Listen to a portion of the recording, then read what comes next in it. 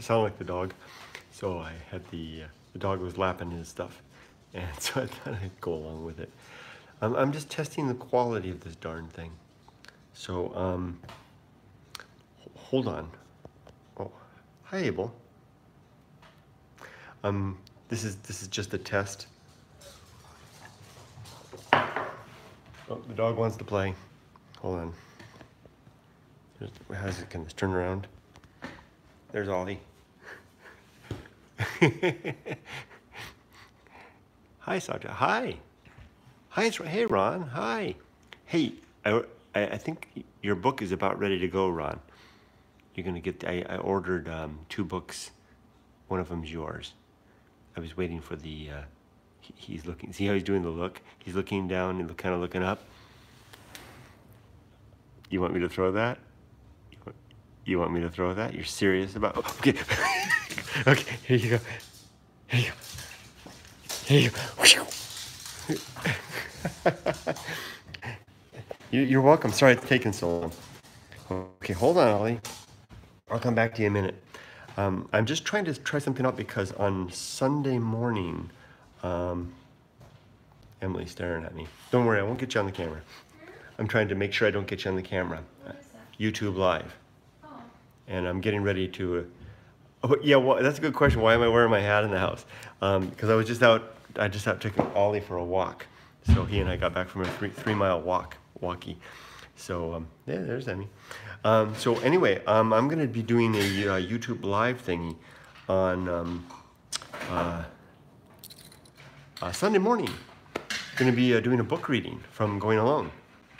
And so I want to test the quality. I want to see, because the quality with the laptop was just terrible. I did that, I did that interview last week, and I was really not happy with the quality. I feel bad that I that I used such a poor quality device and the echo and the stuff like that. So anyway, here, bear with me for just a second. I wonder if I can see this on my own screen. Oh gosh, I need the glasses. I waited for it to finally collapse. I couldn't quite see what that said. Can I see that? And how do you do it so you can see the chat, live chat? Oh, there it is. Oh God, I waited for it finally collapse. Yeah, you waited a long time. I appreciate that. So, that's very nice. It's gone. What? I think you click on that. And then live chat. But it disappears. Oh, I think it's just when like someone says something new, it pops up. Yeah. So anyway, so bear with me here. Oh, here, there it is. See what I want to see? Let me check this out. See, there I am on the. See, there I am. Let's see if this works. So we'll click on that. It's because it's all about me after all, right? And look, whoa, look, I'm seeing in. Oh my gosh, it's coming through the speakers too. It's like, oh my gosh, it's like a Twilight Zone episode. This is wild. How far can it go? How deep can it go? How low can you go? Okay. Okay, hold on, let me turn this off. I got the echo mode on. Okay, hold on. Turn the camera back. Okay, anyway, that's what I'm trying to test. I'm trying to test how the quality is. Hey, that looks pretty good. I wonder how the audio is. High Infinite, yeah. How's the audio, guys? Is it coming through okay? Is that all right?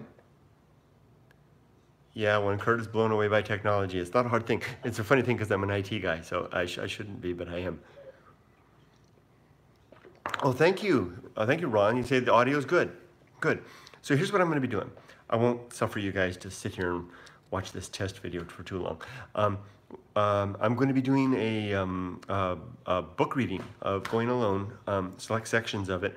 I'm going to be doing this every 2 weeks, beginning on Sunday morning this week at 6 a.m. Pacific time, whatever the heck time, wherever you are. And I'm going to be going across the street to the Marriott Hotel, and it's on the website. So if you, let me see if I can go over there. Hold on. See if this will work out. Probably it'll do that infinite looping thing, right? So here's the website, and if you go over here to events, this is the goingalone.org website. Oh, it won't do the loopy thing because it's not camera anymore. So if you go to goingalone.org is my website, And here under events, you can see that October 28th, book reading, Going Alone, My Muse is a Corpse. Strange, that's the first chapter of the book after the introduction. And if you go to details, click on that, that takes you to my details page. And it's actually a meetup. So if you're in the area, you can come. It's at the Marriott Irvine Spectrum, first floor lounge next to Starbucks. The Starbucks opens at 6 a.m. And you just, if you want to join me, come and join me. If you don't want to join me, then but you want to join, or you can't. So it will be live on YouTube and your website. No, it won't be live on the website, Ron. It'll just be live on YouTube. But this website just has the information. Yeah, Tokyo will be a tough one to reach. Yeah, I wish you could join me though. But it'll be live on YouTube. Are you request on certain sections? Of course, you bet. I would love to do that. So yeah, am I open to the idea of taking requests for certain sections of the book? You betcha. My plan is to do the whole book, to make my way through the whole darn thing. And if you look at this, if this is the contact section, and if you go back here to events, here on the events page, these are the things that are coming up. So once a month, I'm planning a book reading. But really, I might be having something going on every 2 weeks. And you can see I'm doing it. The first one next week will be the chapter, My Muse is a Corpse. And the second one will be part of the chapter of The Path of Wildness. And then the Going Alone. You see how that works? I've been working my way through the whole book, doing it like that. So you can find that here on the website, Going Alone. And the page is all up, the website. You can see here. You can actually read the whole book online. This is a countdown timer. This is the timer Return to Siberia countdown. So 8 days, 28 minutes, and 43 seconds until that's the moment that I arrive back in there. When you move back in March, you'll be living in Cypress, California. Wow, okay, Mike. Well, come on down and join me at the Radisson. It's really nice. I'll be doing this regularly. There's a Starbucks in there. I chose 6 a.m. because that's when the Starbucks opens up. So I want you to come on down and join me sometime. And so you guys, if you want to, you don't have to buy the book. You can read the book here if you just click on the read the book thingy. And then all of the chapters are laid out here. Introduction, all the different chapters, and you can read them all in turn. Just click on, for example, introduction, click on read, and that will open up the text of the book. And it takes you through the whole darn thing, and you get all the way down to the bottom of each chapter. There's a next chapter button, and you can just go on from there. So anyway, I'm pleased with this. What I'll be doing is I'll be going down to the Marriott. I'll be down on the first floor there, right by the Starbucks. You come in the lobby. I'll be right there by the Starbucks. There's kind of a beautiful lounge. It's a brand new hotel, really nice. And they're totally cool. I buy a coffee, and I go down there a lot, and I just sit and write or do whatever I'm doing. And I'll be sitting there, and I'm going to set up this camera so that it does just what I'm doing right now. You organized it very well. Looks professional. So well done. Thank you, Ron. I appreciate it. I had a little help from that website, wix.com. Not sponsored. No, they're not a sponsor. I pay for the website, but I tried it out for a long time. Actually, I asked Emily about it. See, she knew people that were doing it, and so I tried it out. I worked on the website for quite a long time. I mean, there's a lot of work went into that. Here, I agree. It looks really good. The amount of ads I get from them. You get ads from them? Oh. Yeah, I definitely come join. Maybe I'll bring you some souvenirs from Japan and you and your family, snacks and such. Yeah, that'd be nice. Yeah, we appreciate that. Thank you very much, Mike.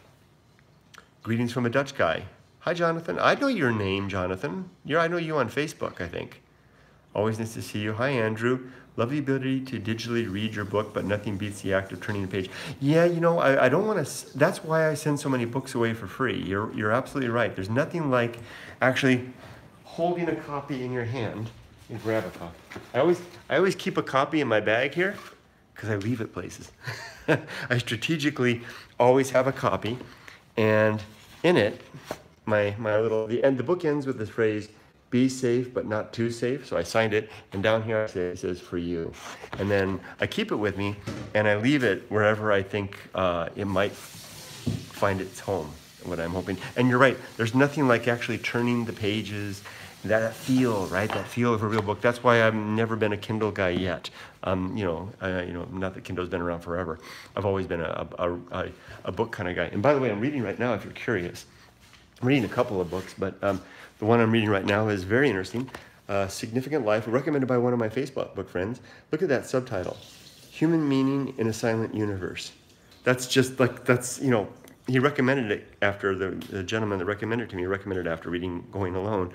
Or I think he read it or he heard about it, and he knew that, because the subtitle of my book, you can see right here, is Discovering a Universe Without Meaning.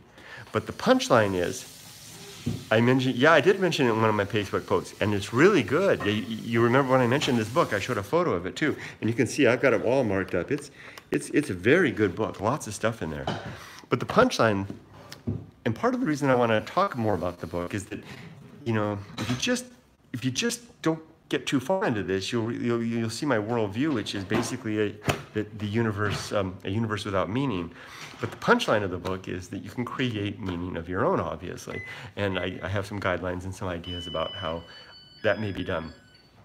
Is it based on the book? Is what based on the book, Ron? Oh, by the way, I just got these glasses tonight. They were $20. They're 150 power. What? What? Should I have consulted you first? Mm-hmm. Yeah? What do they look like? Old guy glasses? What else are they? Yeah, they're old guy glasses. That your teacher showed you when you... Hmm? The one you had before was better. I've still got them. I think it's hidden in my tent. Oh, Ron. Yeah, the one... Yeah, that's mentioned in the book. No, this is not. That is not that. This is my little favorite little library right here. Right here. This is the one that my teacher recommended. This is the one that started everything for me. Walden by Henry David Thoreau. I mean, it's a classic. They gave this out at World War I, during World War I to the doughboys. Doughboys? I think that's what they were called. The soldiers heading off to World War I. It was standard issue. You got to keep rations, a carbine gun, a pair of army boots, and a copy of Walden. I mean, gee, wow. Yeah, no, that started everything for me. This was given to me by a teacher in high school after she assigned The Call of the Wild for this class to read. And I went back, which is a small book, Jack London story, small book, and I went and I read it. And I came back, and I was a very reclusive type of, not a very social, not a very academic, not a very much of a nothing kind of guy. I was really in danger of being, drifting and being lost at that point in my life. And I went back and just kind of casually mentioned to the teacher how much I had enjoyed the story of, it sounds like I'm quoting from the book, because this whole passage is related in this book. And I was talking about how the story of the man and the dog in the wilderness had kind of touched me, and especially the open wilderness. She literally put down her stuff. All the students had already left. I think it was the last period of the day. Said, "Come with me." And she walked me all the way to the school library. This is Quartz Hill High School out in Antelope Valley here in California. We went through the shelves, and she took her just a little bit to find, and she pulled down a copy, and it wasn't this copy. It was another one that actually had a picture of Thoreau on there. And she said, "Here, read this." And she said, "You'll need a dictionary." And so luckily I had a good one at home. And I took this home, and I found it impenetrable. I mean, the writing in this stuff is just, it's just so beautiful. It's so dense. It's just so, just listen to it for a second. Let's see. Just find something I can read to you. And the sentences can go on for a paragraph. "I see young men, my townsmen, whose misfortune it is to have inherited farms, houses, barns, cattle, and farming tools. For these are more easily acquired than got rid of. Better if they had been born in the open pasture and suckled by a wolf, that they might have seen with clearer eyes what field they were called to labor in. Who made them serfs of the soil? Why should they eat their 60 acres, when man is condemned to eat only his peck of dirt? Why should they begin digging their graves as soon as they are born? They have got to live a man's life, pushing all these things before them and get on as well as they can. Now, the next part I actually highlighted in yellow, so let's see what it says. How many, oh, this is a classic line. Oh, this is a classic line. I actually memorized this at one point in my life. This is not my book. This is Walden, Ron, or Jonathan. This is Walden. I like this part because I highlighted it in yellow. How many a poor, I actually memorized this when I was a youth, but I can't remember it all now. How many a poor immortal soul have I met well nigh crushed and smothered under its load, creeping down the road of life, pushing before it a barn of 75 by 40, its Augean stables never cleansed, and 100 acres of land, tillage, mowing, pasture, and woodlot, the portionless who struggle with no such unnecessarily inherited encumbrances, find it labor enough to subdue and cultivate a few cubic feet of flesh. Oh, stuff makes me weak in the legs. I mean, he's talking about it, just picture in your mind, you know, he's talking about his kinsmen, his neighbors, you know, going down. Thoreau had his little cabin on the wilderness, and they're going down the road carrying, you know, their farm and their property and all their stuff on their back when he says it's difficult enough just to subdue this flesh about us. That really touched me when I was young. It had a big influence on me. You're actually laughing at my reaction and everything when you're reading. I'm sorry I can't see all the comments. I saw some of the comments that came through. Top chats. Oh, ha ha ha, sold to. Okay, I'm sorry if I missed some comments. But don't mistake that with my book. My book is far less beautiful than in no way, no peer or even worthy of being on the same bookshelf as the likes of Thoreau or Emerson or my new favorite these days, Hawthorne, you know, Nathaniel Hawthorne. I'm just utterly enamored. Oh, my website, by the way, your book is far better. We get it. No, I didn't mean it that way. No. It's no. Thank you, though. Anyway, you can see here, my site also has, over here, a blog. Have you read On the Road by Jack Kerouac? Yes, I have. I liked it very much. So I just posted this is my blog. This is my new home on the internet, this website.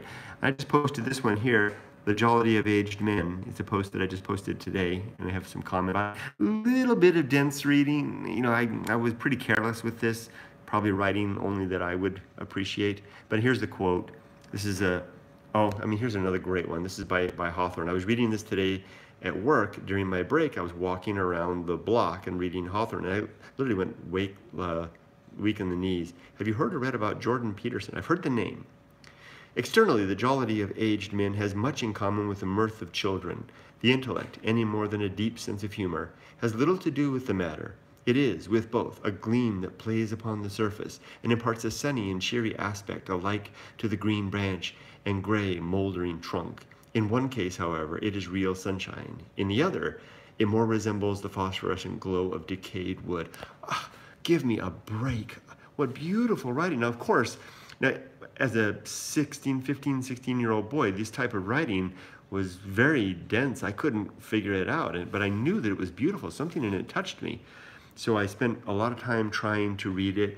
And it's no coincidence then that my own style in the book, and these italicized sections that have the little blocks between them, my own writing in these are very much taken from this type of writing here. I love it. And of course what he's talking about there with that passage is the how in old age, old men, when their laughter is more akin to the laughter of a young child, right? In terms of being of something more instinctual and more immediate, and not from the depth, because their powers, their consciousness are beginning. Yeah, you definitely need a dictionary for this, for the writing of Thoreau and Emerson. There's a lot of beautiful words in there, vocabulary we don't use. But if you imagine that on a bell-shaped curve, the intellect of a man or a woman throughout the course of their life, you know, it starts off slow and easy in the mirthful laughter of youth, and it rises and reaches its peak and apogee at some point of life. I feel like I've already passed mine, and then it begins to decline. What Emerson is trying to, or Hawthorne is trying to point out, is that there's a point at the youth and the old age that there's a similarity in both their humor and their intellect, that is both in a rising and declining. But he says in the first one, with youth, it's like the young sunlight on a young budding branch, whereas with the second one, it is the phosphorescent glow of a decaying old tree. I mean, who writes or talks that way? The phosphorescent glow of decayed wood. We just don't talk that way anymore. And to me, that stuff is the best stuff in life. Well, anyway, what we just did right now, what I've just done here is a sample of what's coming on Sunday. But I'm going to, instead of reading from Walden or Hawthorne, what do you do for a living currently? I am I'll answer that question in just a second. Let me finish that thought. Instead of reading of Emerson or Hawthorne, where I should be spending my time, I'm going to be reading from my own book. And I'm going to quote Thoreau now.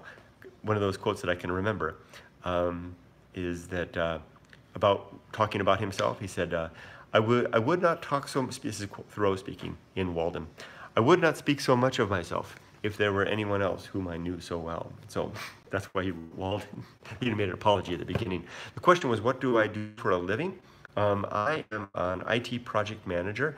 Formally, my business title is I'm a business systems analyst, which, you're an analyst, which is one part of my job. I mean, it's kind of it kind of sounds like, you spend a lot of time pontificating and thinking about analysis of things, and I do that as part of my job.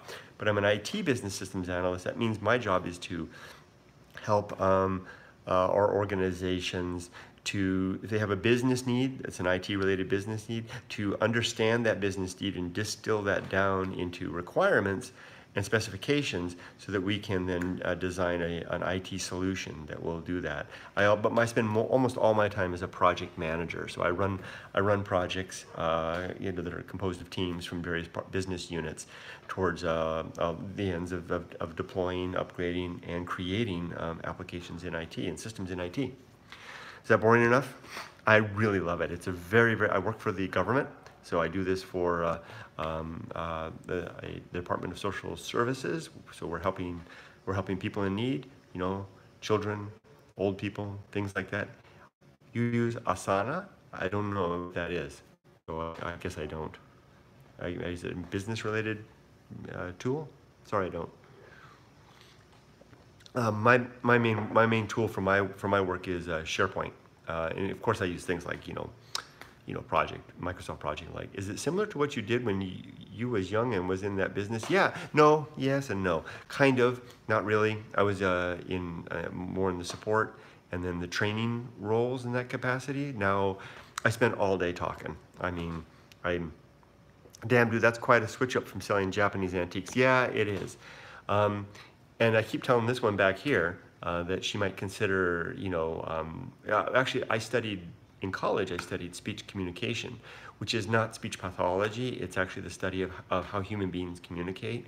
Because my dad, when I went off to college, work task tool. No, I haven't heard of it. The work task tool, I do everything in SharePoint. I'm sorry, Jonathan's commenting about that application he just mentioned.